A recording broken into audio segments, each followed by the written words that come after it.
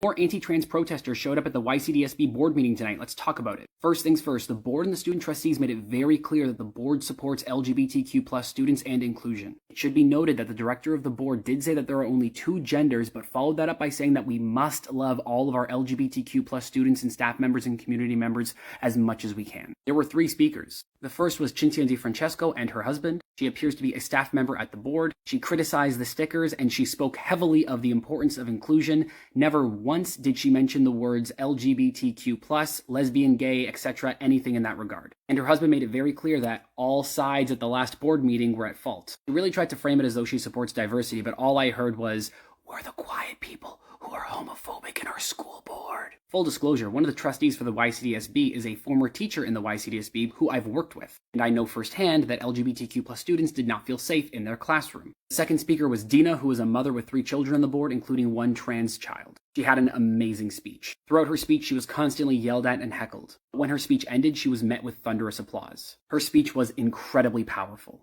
Final speaker was Merrick, who goes by he, they pronouns, and when he said his pronouns, he was immediately heckled by people in the audience. He is a former YCDSB student and teacher who left the board to teach in the public board. It seems due to their sexuality and treatment. He asked the board to fly the pride flag in June because the YCDSB is one of the last boards in the GTHA that does not. If you know of any upcoming board meetings that might be of concern, please send me an email. And follow me if you want to stay up to date.